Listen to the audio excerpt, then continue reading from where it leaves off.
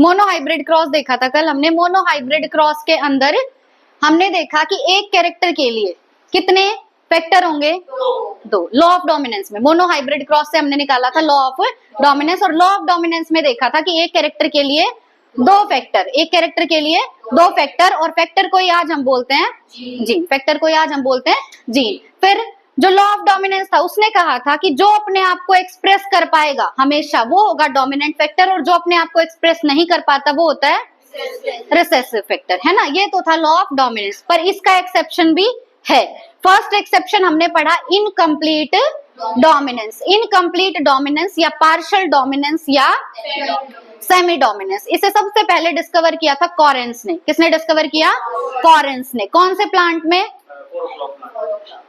Snapdragon. किसमें? Snapdragon flower या dog flower या एंटरहिनम मेजस। एंटरहिनम मेजस, ठीक है। दूसरा प्लांट था मिराबिलिस जलापा। मिराबिलिस जलापा का कॉमन नेम 4 o'clock प्लांट, ठीक है।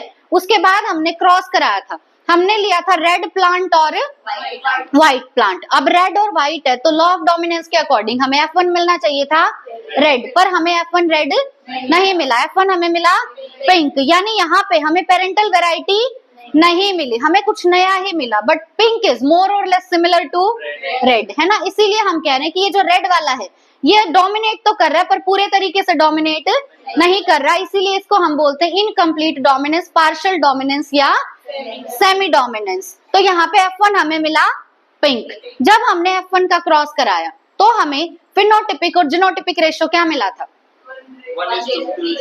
1:2:1। फिनोटिपिक रेशियो भी वही था और जीनोटिपिक रेशियो भी वही था। यानी मोनोहाइब्रिड क्रॉस में जो रेशियो आया था 3:1, अब उससे हमारा रेशियो डेविएट हो गया, उससे हमारा रेशियो डेविएट हो गया। जो रेशियो 3:1 आना चाहिए था वो रेशियो अब आया 1:2:1। Phenotypic as well as genotypic. फिर दूसरा जो क्रॉस हमने देखा था वो एनिमल्स में देखा था। एनिमल्स में एग्जांपल था एंडालुशियन फॉल। एंडालुशियन फॉल एक हमने लिया था ब्लैक और एक लिया था व्हाइट। तो F1 में मिलना चाहिए था black according to law of dominance, लेकिन हमें मिला ब्लू, है ना। और ये ब्लू था एडिबल, ये ब्लू था एडिबल। अब ब्लू वाले का जब हमने क्रॉस कराया तो हमें फिनोटिपिक और जीनोटिपिक रेशियो मिला था एनिमल था ना एवोल्यूशन को। हाँ, एडिबल है। तो खाते हो ना तुम, ये चिकन विकन सब खाते हो तुम लोग, है ना। बताओ फिनोटिपिक और जीनोटिपिक रेशियो यहाँ भी क्या मिला? सेम। क्या था रेशियो? 1:2:1। फिनोटिपिक रेशियो भी वही था और जीनोटिपिक रेशियो भी वही था। तो लॉ ऑफ डोमिनेंस का जो पहला एक्सेप्शन है वो क्या है? Incomplete dominance. दूसरा एक्सेप्शन है कोडोमिनेंस। दूसरा एक्सेप्शन क्या है? कोडोमिनेंस। अब तक हम देखते आ रहे थे कि एक अपने आप को एक्सप्रेस करेगा। कोडोमिनेंस में क्या होगा कि दोनों अपने आप को इक्वली एक्सप्रेस करेंगे। अगर दोनों प्रेजेंट है तो दोनों अपने आप को एक्सप्रेस करेंगे। जैसे alleles which look lack dominant recessive relationship, इनके बीच में डोमिनेंट और रिसेसिव जैसा कुछ नहीं होता, ठीक है। तो यहाँ पे डोमिनेंट रिसेसिव रिलेशनशिप नहीं है, ठीक है। And both are expressed independently if present together are called codominant allele। दोनों अपने आप को एक्सप्रेस करेंगे, इनको एक दूसरे से फर्क नहीं पड़ता। जैसे ए बी ब्लड ग्रुप की अगर हम बात करें कि ए भी प्रेजेंट है बी भी प्रेजेंट है, तो ए वाला भी आएगा और बी वाला भी आएगा, दोनों अपने आप को एक्सप्रेस करेंगे। तो कोडोमिनेंस का पहला एग्जांपल क्या है?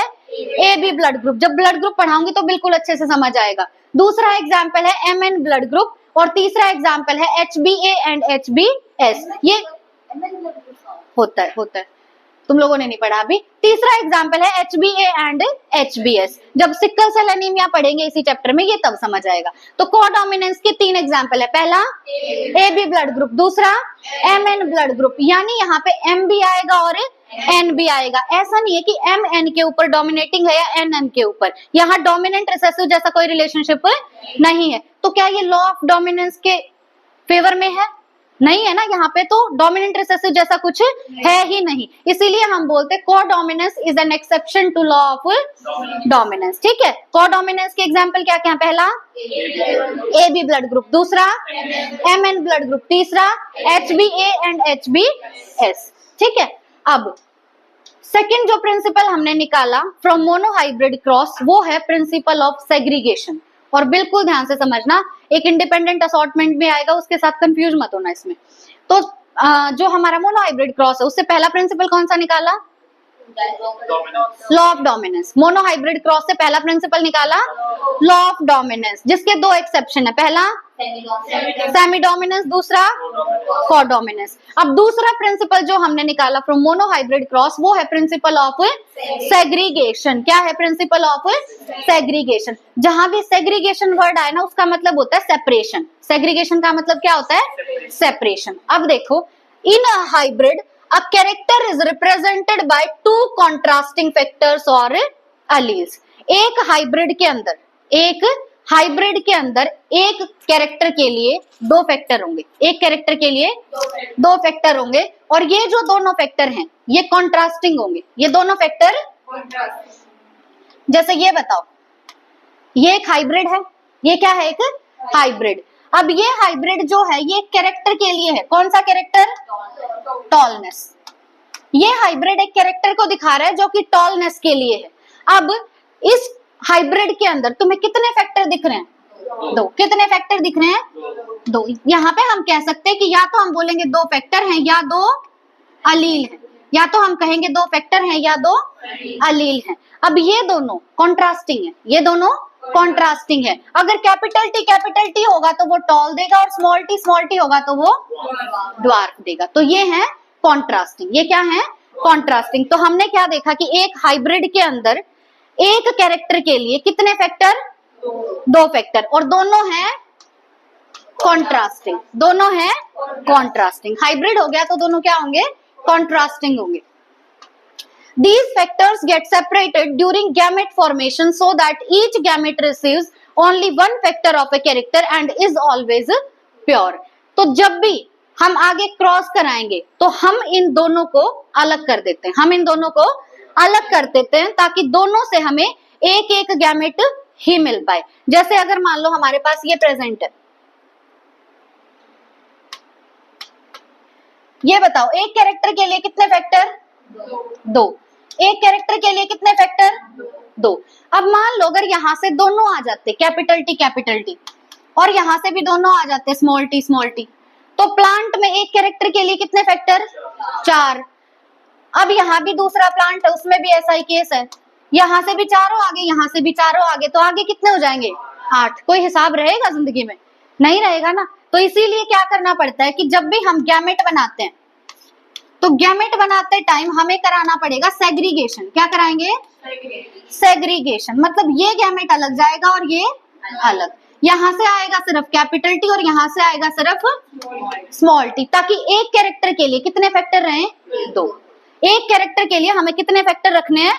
दो रखने। इसीलिए जब भी हम गैमेट्स बनाते तो हम दोनों फैक्टर्स को अलग अलग कर देते, सेग्रीगेट कर देते। ठीक है।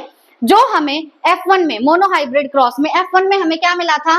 Capital T small T. वो हमें क्यों मिला? क्योंकि यहाँ पे हुआ है सेग्रीगेशन ऑफ फैक्टर्स। यहाँ पे क्या हुआ है? सेग्रीगेशन ऑफ फैक्टर्स, या हम कहें सेपरेशन ऑफ फैक्टर्स। ऊपर सेग्रीगेशन या सेपरेशन हुआ फैक्टर्स का, इसीलिए हमें हाइब्रिड में मिला दो फैक्टर। हाइब्रिड में हमें मिले दो फैक्टर जो कि हैं एक दूसरे के कॉन्ट्रास्ट। आई ये बात समझ?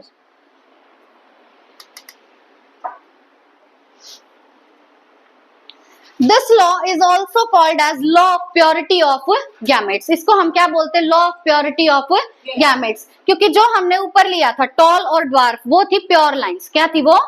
Pure lines. ठीक है। तो गैमेट्स जो बने यहाँ पे प्योर बने, इसीलिए इसको हम बोलते हैं law of purity of gametes and is applicable for all cases and there is no exception to this principle. ठीक है। इस प्रिंसिपल का कोई भी एक्सेप्शन नहीं है। ठीक है। तो सेकंड हमारे पास क्या है? हालांकि ये दे देंगे इसका भी एक्सेप्शन आगे। ये क्या है? प्रिंसिपल ऑफ सेग्रीगेशन है। प्रिंसिपल ऑफ सेग्रीगेशन क्या है? कि जो हमारे पास पेरेंटल वेराइटी थी, हर एक पेरेंट से गैमेट में कितने फैक्टर आएंगे? हाँ बिल्कुल, मेरे वर्ड्स को ध्यान से सुनो। हर एक पेरेंट से जब हम गैमेट बनाएंगे तो कितने फैक्टर आएंगे?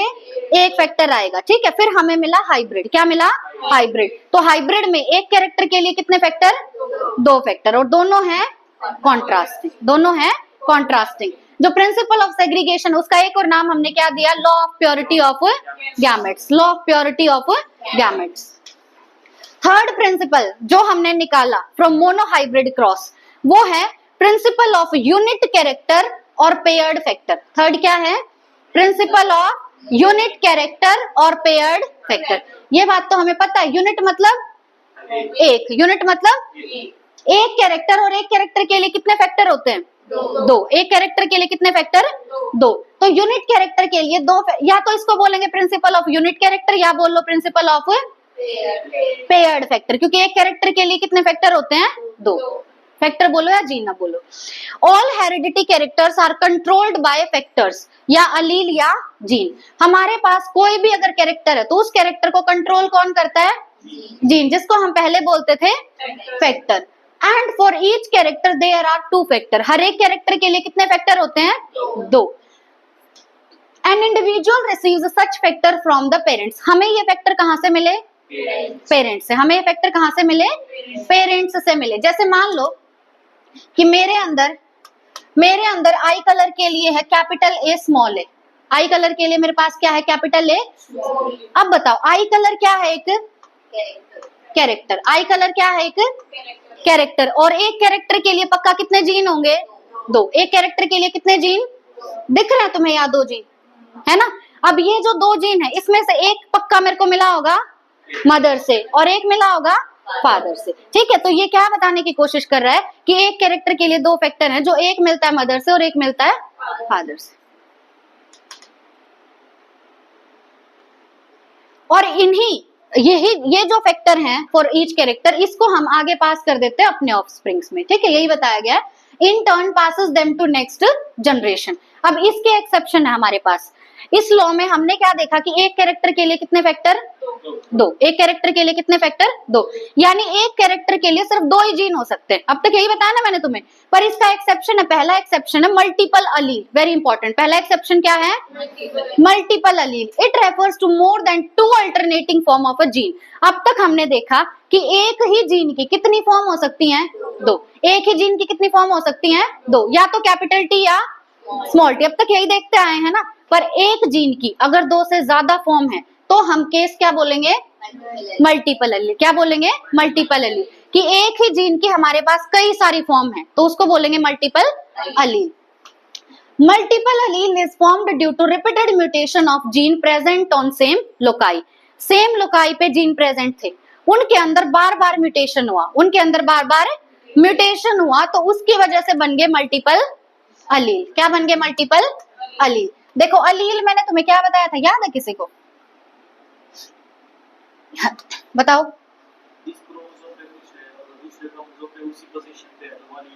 ये दोनों क्रोमोसोम क्या है आपस में? होमोलोगस। ये दोनों क्रोमोसोम है आपस में होमोलोगस।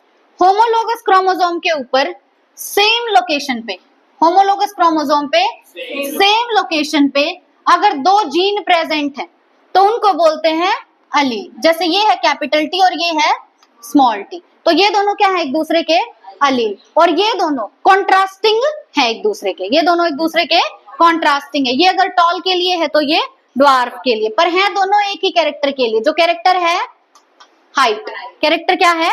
हाइट। ठीक है, अब क्या हुआ कि इस जीन के अंदर ना बार बार म्यूटेशन हुआ। क्या हुआ? बार बार म्यूटेशन की वजह से मान लो बन गया टी डैश, फिर म्यूटेशन हुआ, म्यूटेशन मतलब चेंज, उसकी वजह से बन गया टी डबल डैश। ठीक है, फिर म्यूटेशन हुआ, मान लो बन गया टी स्टार। तो बार बार म्यूटेशन हो रहा है और एक ही जीन के बहुत सारे अलील बन रहे हैं, एक ही जीन के बहुत सारे अलील बन रहे हैं। मतलब उसमें कोई ना कोई चेंज आ रहा है, बहुत केमिकल प्रोसेस होती है पूरी, बहुत सारे चेंजेस आ रहे हैं जिसकी वजह से एक जीन की बहुत सारी फॉर्म बन गई, एक जीन की बहुत सारी फॉर्म बन गई। ठीक है, उसको बोलते हैं मल्टीपल अलील। क्या बोलते हैं? मल्टीपल अलील बोलते हैं। तो मल्टीपल अलील किसकी वजह से बनते हैं? Due to repeated mutation. Mutation मतलब चेंज, बार बार चेंज आने की वजह से। अब एग्जाम्पल बड़ा इंपॉर्टेंट है। There are 15 alleles for eye colour in drosophila. इस चैप्टर में बहुत बार आएगी ड्रोसोफिला। ड्रोसोफिला में आई कलर के लिए, आई कलर क्या है? एक कैरेक्टर। आई कलर क्या है? एक कैरेक्टर। तो एक कैरेक्टर के लिए तुम्हारे पास कितने जीन होने चाहिए थे? दो। मतलब एक जीन के कितने अलील हैं? दो होने चाहिए थे। कितने होने चाहिए थे? दो। पर ड्रोसोफिला में आई कलर के लिए कितने अलील हैं? 15। तो ड्रोसोफिला में आई कलर के लिए है हमारे पास मल्टीपल एलेलिज्म। क्या है? Multiple allelism. मतलब ड्रोसोफिला में आई कलर के लिए कितने अलील हैं? 15 अलील। कितने अलील हैं? 15 अलील। तो ये एक्सेप्शन है लॉ ऑफ यूनिट कैरेक्टर या पेयर्ड फैक्टर का। ठीक है, उसके बाद दूसरा आता है blood group, ABO blood group. जैसे हमारे अंदर कौन सा ब्लड ग्रुप है? एबीओ। कौन सा है? एबीओ। तो हमारे पास ब्लड ग्रुप के लिए 3 अलील हैं। कितने अलील हैं? 3 अलील। अब ब्लड ग्रुप भी क्या है? कैरेक्टर है, तो उसके लिए कितने अलील होने चाहिए थे? 2। कितने होने चाहिए थे? 2। पर हमारे पास कितने अलील हैं? 3। कितने अलील हैं? 3। इसीलिए जो हमारे अंदर एबीओ ब्लड ग्रुप है वो भी एग्जाम्पल है मल्टीपल एलेलिज्म का। किसका एग्जाम्पल है? मल्टीपल एलेलिज्म का। ठीक है, अब देखो ABO blood group in humans, ABO blood group is determined by gene I. हमारे अंदर जो एबीओ ब्लड ग्रुप है उसके लिए एक जीन प्रेजेंट है और उस जीन का नाम है जीन आई। जीन का नाम है जीन आई और इसको बोलते हैं इम्यूनोजीन। इस आई जीन को क्या बोलते हैं? इम्यूनोजीन। अब ये जीन प्रेजेंट है हमारे क्रोमोसोम नंबर 9 पे। हमारे अंदर क्रोमोसोम के कितने पेयर हैं? 23। तो उन 23 में से जो हमारा क्रोमोसोम नंबर 9 है उसके ऊपर प्रेजेंट है gene for ABO blood group. Gene for ABO blood group और जीन का नाम है आई जीन या इम्यूनोजीन। कौन से क्रोमोसोम पे? क्रोमोसोम नंबर 9 पे। अब देखते हैं कि इन तीनों अलील के बीच में रिलेशनशिप क्या। कभी पढ़ा है ब्लड ग्रुप? देखो ये जो तीनों हमारे पास अलील हैं इनके बीच में क्या रिलेशनशिप होगा? एक है आई। देखो जो जीन है हमारे पास, जीन का नाम क्या है? इम्यूनोजीन। और लिखते किससे? उसको आई से। किससे लिखेंगे? आई से। जीन का नाम है इम्यूनोजीन और लिखेंगे आई से। ठीक है, अब अगर हमारे पास ये है फॉर ए, किसके लिए? ए के लिए, तो इसके ऊपर लिख देंगे ए। ठीक है, तो ये हो गया हमारा एक अलील। ये हो गया एक अलील। दूसरा क्या होगा? आई बी। दूसरा होगा आई बी और तीसरा होगा स्मॉल आई। तीसरा होगा स्मॉल आई। हमें पढ़ना है ABO blood group. ABO blood group के लिए हमारे पास जीन कौन सा है? आई। जीन कौन सा है? आई। इस जीन की कितनी फॉर्म है? इस जीन की कितनी फॉर्म है? 3 फॉर्म। ये 3 फॉर्म कौन सी हैं? आई ए, आई बी और स्मॉल आई। बिल्कुल ध्यान से पढ़ना, यहाँ से न्यूमेरिकल आता है और हमेशा आता है पेपर में ब्लड ग्रुप से। ठीक है, तो हमारे पास जीन तो क्या है? आई। पर इस आई जीन की कितनी फॉर्म है? 3 फॉर्म, आई ए, आई बी और स्मॉल आई। अब ये आई ए और आई बी के बीच में कोई झगड़ा नहीं है, दोनों बराबर हैं। दोनों बराबर हैं। इस फिनोमिना को क्या बोलेंगे? वेरी गुड, इसको बोलेंगे कोडोमिनेंस। ये झगड़ नहीं रहे कि अगर ए और बी प्रेजेंट है तो कोई लड़ाई नहीं होगी, ए भी आएगा और बी भी आएगा। अगर ए और बी दोनों प्रेजेंट है तो ए भी आएगा और बी भी आएगा। पर अगर ए और आई प्रेजेंट है तो कौन सा डोमिनेटिंग होगा? ए। अगर ए और आई प्रेजेंट है तो डोमिनेट कौन करेगा? ए। अगर बी और आई प्रेजेंट है तो कौन डोमिनेट करेगा? बी। कौन डोमिनेट करेगा? बी। मतलब ये दोनों ज्यादा पावरफुल है as compare to small eye. As compare to small eye. अगर सिर्फ स्मॉल आई प्रेजेंट है तो फिर इसी की चलेगी, है ना? फिर तो कोई ऑप्शन ही नहीं है। तो हमने रिलेशनशिप क्या देखा? अच्छा पहले ये बताओ ब्लड ग्रुप के लिए जीन कौन सा हमारे पास? आई जीन, इम्यूनोजीन। कौन से क्रोमोसोम पे? 9th क्रोमोसोम पे। इस जीन के कितने अलील? 3 अलील, आई ए, आई बी और स्मॉल आई।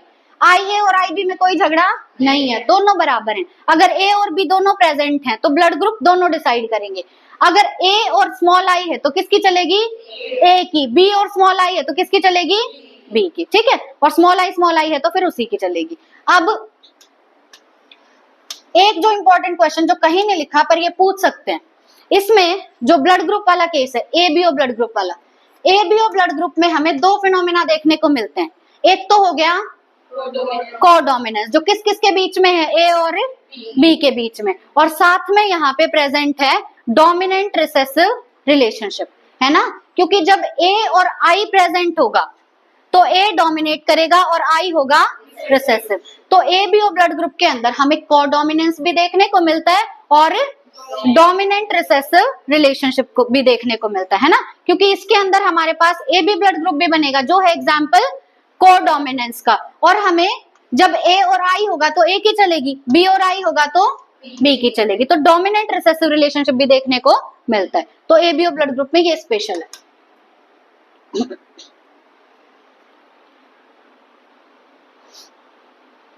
अब देखो ये फॉर्मूला बड़ा इंपॉर्टेंट है।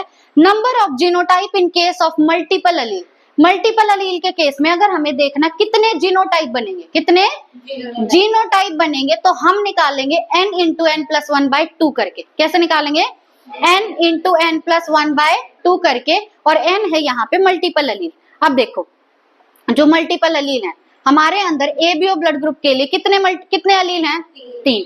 अब 3 रखना है यहाँ पे वैल्यू 6। कितने जीनोटाइप बन सकते हैं? 6। कितने जीनोटाइप बन सकते हैं? 6। एनसीईआरटी ने क्वेश्चन पूछा है इसके बारे में। अब देखो मान लो तुम्हारे पास दोनों है IA तो ब्लड ग्रुप क्या होगा? A। अगर IA स्मॉल आई है ब्लड ग्रुप होगा A। IB है या IB स्मॉल आई है तो ब्लड ग्रुप होगा B। अगर IB है तो दोनों की चलेगी, ब्लड ग्रुप होगा AB। स्मॉल आई है तो ब्लड ग्रुप होगा O। अब यहाँ पे जीनोटाइप बताना कितने बन रहे हैं? 6। कितने जीनोटाइप बन रहे हैं? 6। क्यों बन रहे हैं 6? ये क्या इस जैसा तुम्हें कोई और दिख रहा है? नहीं दिख रहा ना। 6 के 6 बिल्कुल अलग है। 6 के 6 में जो जीन है वो बिल्कुल अलग है। तो कितने जीनोटाइप दिख रहे हैं यहाँ पे? 6। और फॉर्मूला से भी कितने निकले? 6। ठीक है। तो मल्टीपल एलेलिज्म के केस में, किस केस में? ये फॉर्मूला सिर्फ तब लगेगा जब एक जीन के लिए 2 से ज्यादा अलील हैं। जब एक जीन के लिए 2 से ज्यादा अलील हैं और तुम्हें निकालना है कि कितने जीनोटाइप बनेंगे, कितने जीनोटाइप बनेंगे, तो लगाओगे formula n into n plus one by two. क्या लगाओगे? n into n plus one by two, where n is number of multiple allele. n is number of multiple allele. क्या है formula? n into n plus one by two. ABO blood group के case में कितने genotype possible हैं? 6। कितने genotype possible हैं? 6 genotype possible हैं। जो आई जीन है इम्यूनोजीन वो कौन से क्रोमोसोम पे है? 9th क्रोमोसोम पे। अभी एनसीईआरटी ने तो नहीं दिया पर पढ़ लेते biochemistry of ABO blood group कि किस तरीके से ए ब्लड ग्रुप बनता है, किस तरीके से बी और किस तरीके से ए बी एंड ओ। अब देखो पहले देखेंगे कि ए ब्लड ग्रुप कैसे बनता है। अब जो हमारी इमेच्योर आरबीसी होती है ना, इमेच्योर आरबीसी के ऊपर एक एंटीजन होता है। इमेच्योर आरबीसी के ऊपर एक एंटीजन होता है। उस एंटीजन का नाम होता है एच एंटीजन। एंटीजन का नाम होता है एच एंटीजन। ठीक है। अब सेल है, आरबीसी है, एक सेल है और सेल के पास होगा, इमेच्योर आरबीसी के पास तो न्यूक्लियस होता है ना, मेच्योर के पास नहीं होता, पर इमेच्योर के पास तो होता है। तो इमेच्योर आरबीसी था और आरबीसी के पास है न्यूक्लियस। न्यूक्लियस है तो उसके अंदर होगा क्रोमोसोम। न्यूक्लियस है तो उसके अंदर होगा क्रोमोसोम, और क्रोमोसोम भी कौन सा होगा? 9th। क्रोमोसोम भी कौन सा होगा? 9th। उस 9th था इमेच्योर बोला इन्होंने सिर्फ। हम क्या देखते कि मेच्योर आरबीसी में नहीं न्यूक्लिएटेड होता है वो। ठीक है। हम सिर्फ इमेच्योर आरबीसी का केस देख रहे हैं कि उसके अंदर क्या प्रेजेंट है? न्यूक्लियस। पहले बन जाएगा, वही तुम बोल रहे हो एम्ब्रियो के पास है तो तभी बनेगा, तभी बनेगा।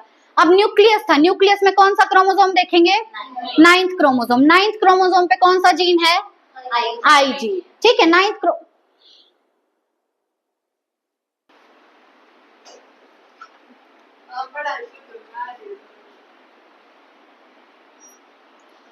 देखो हम क्या देख रहे हैं, इमेच्योर आरबीसी है। इमेच्योर आरबीसी की सरफेस पे एक एंटीजन है, एंटीजन का नाम है एच एंटीजन। ठीक है। और आरबीसी इमेच्योर है तो उसके पास न्यूक्लियस भी होगा। न्यूक्लियस के अंदर हमें पता है जेनेटिक मटेरियल होता है, क्रोमोसोम हो गए यहाँ पे, है ना। अब क्रोमोसोम कौन से नंबर वाला है?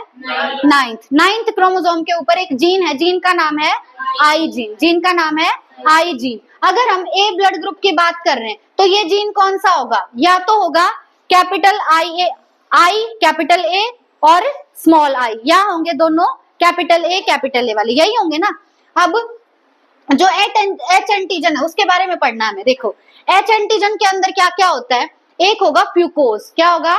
फ्यूकोज। दूसरा होता है गैलेक्टोज और तीसरा होता है N acetyl galactosamine. N acetyl galactosamine. अब मैं ऐसे याद रखती थी नाग गला फूक। क्या? नाग गला फूक। नाग NAG होता है ना, ये N acetyl galactosamine. N acetyl galactosamine. गला से गैलेक्टोज, गला से गैलेक्टोज, फूक से फ्यूकोज, फूक से फ्यूकोज। ये हमने किसके बारे में देखा? H एंटीजन, यानी ये पूरा H एंटीजन है, ठीक है। अब यहाँ पे हमारे पास प्रेजेंट है एन एसिटाइल ग्लूकोसामाइन। क्या है? एन एसिटाइल ग्लूकोसामाइन, ठीक है। ये भी है नाग, ये भी क्या है? नाग। यहाँ ग्लूकोसामाइन है और यहाँ गैलेक्टोसामाइन है। अब यहाँ पे एक एंजाइम काम करता है। क्या काम करता है? एक एंजाइम। एंजाइम का नाम क्या है? N acetyl glucosamine transferase. क्या है? एन एसिटाइल ग्लूकोसामाइन ट्रांसफरेज, ठीक है। अब ये जो एंजाइम है ना, ये एंजाइम बनाने के लिए एक जीन चाहिए और उस जीन का नाम है IA। जीन का नाम क्या है? IA। देखो, हमें पता है कि हमारे पास होता है जीन। क्या होता है? जीन। और जीन से हमें फाइनली बनाना होता है प्रोटीन। जीन से फाइनली बनाना होता है प्रोटीन। हमारी बॉडी में कोई भी काम तब होगा जब बनेगा प्रोटीन। प्रोटीन बने बिना काम नहीं हो सकता। तो जीन हमारे पास कौन सा है? IA। जीन कौन सा होना चाहिए? IA, ठीक है। और प्रोटीन मतलब एंजाइम भी क्या होते हैं? प्रोटीन। एंजाइम भी क्या होते हैं? प्रोटीन, ठीक है। अब एंजाइम हमें कौन सा चाहिए? N acetyl glucosamine transferase. Enzyme कौन सा चाहिए? एन एसिटाइल ग्लूकोसामाइन ट्रांसफरेज, ठीक है। ये एंजाइम सिर्फ तब बनेगा जब कौन सा जीन हो? कौन सा जीन हो? IA, ठीक है। और जब वो एंजाइम H एंटीजन पे काम करेगा सिर्फ तब हमें मिलेगा ब्लड ग्रुप A। कौन सा मिलेगा? A ब्लड ग्रुप, ठीक है। तो ये एंजाइम जो E1 एंजाइम मैंने बताया तुम्हें, नाग ट्रांसफरेज, ये एंजाइम सिर्फ कौन से जीन की प्रेजेंस में बनेगा? IA। जब IA होगा तभी वो एंजाइम बनेगा और तभी ब्लड ग्रुप बनेगा A। तभी ब्लड ग्रुप बनेगा A, ठीक है। तो RBC थी, RBC की सरफेस पे कौन सा antigen? H antigen. H antigen में है नाग गला फूक, यानी N acetyl गैलेक्टोसामाइन, galactose and fucose. इस H एंटीजन के ऊपर काम करेगा एक एंजाइम। एंजाइम का नाम है एन एसिटाइल ग्लूकोसामाइन ट्रांसफरेज। पर ये एंजाइम बनाने के लिए हमें कौन सा जीन चाहिए? IA gene. अगर क्रोमोसोम के ऊपर IA जीन है तभी बनेगा ब्लड ग्रुप A, ठीक है। तो ब्लड ग्रुप A दो केस में बनेगा, या तो दोनों है IA या है IA और स्मॉल i। इन दोनों केस में ब्लड ग्रुप क्या होगा? A। ब्लड ग्रुप होगा A, क्योंकि जब ये जीन प्रेजेंट होंगे तो बनेगा एंजाइम, ठीक है। और जब एंजाइम होता है तभी वो H एंटीजन वाला केस पूरा होगा, ठीक है। अब जिसको A ब्लड ग्रुप की बायोकेमिस्ट्री समझ आ गई उसके लिए B की भी आसान है। सेम RBC की सरफेस पे H एंटीजन। अब अगर क्रोमोसोम नंबर 9 पे IA की जगह प्रेजेंट है IB। क्या प्रेजेंट है? IB। तो इस केस में क्या होगा कि ये तो H एंटीजन का तो सेम है, एन एसिटाइल गैलेक्टोसामाइन, गैलेक्टोज और फ्यूकोज। अब की बार दूसरा एंजाइम आएगा, है ना, क्योंकि IB जीन है तो ये जीन कोई दूसरा प्रोटीन बनाएगा, यानी दूसरा एंजाइम बनाएगा। IB जीन है तो ये कौन सा एंजाइम बनाता है? Galactose transferase. अब की बार कौन सा एंजाइम बनेगा? Galactose transferase. तो जब IB जीन होगा तो एंजाइम बनेगा गैलेक्टोज ट्रांसफरेज और ब्लड ग्रुप कौन सा होगा? B। ब्लड ग्रुप कौन सा होगा? B। तो A के अंदर यहाँ पे ट्रांसफर हो रहा था एन एसिटाइल ग्लूकोसामाइन, B के अंदर यहाँ पे ट्रांसफर होगा गैलेक्टोज। क्या ट्रांसफर होगा? गैलेक्टोज। तो ब्लड ग्रुप कौन सा हो जाएगा? B। अब बात करते हैं AB ब्लड ग्रुप की। AB ब्लड ग्रुप में क्या होगा कि यहाँ पे A जीन भी है और B जीन भी, यानी एंजाइम एक बनेगा या दो एंजाइम बनेंगे। जो IA जीन है वो तो बनाएगा नाग ट्रांसफरेज और जो IB जीन है वो बनाएगा गैलेक्टोज ट्रांसफरेज। अब दो एंजाइम बन गए तो दोनों प्रोटीन बनेंगे, है ना। तो यहाँ पे ब्लड ग्रुप हो जाएगा AB। यहाँ पे ब्लड ग्रुप हो जाएगा AB, ठीक है। फिर बात करते हैं O ब्लड ग्रुप की। O ब्लड ग्रुप में क्या है कि यहाँ पे ना तो A प्रेजेंट है और ना B प्रेजेंट है, तो यहाँ पे कोई भी एंजाइम नहीं बना। यहाँ पे प्रेजेंट है सिर्फ H एंटीजन। यहाँ पे सिर्फ क्या प्रेजेंट है? H antigen. तो यहाँ पे ब्लड ग्रुप बना O। कौन सा ब्लड ग्रुप बना? O, ठीक है। चलो अब एक टॉपिक उसका लिखवा देती हूँ तुम्हारा। कल इतना NCERT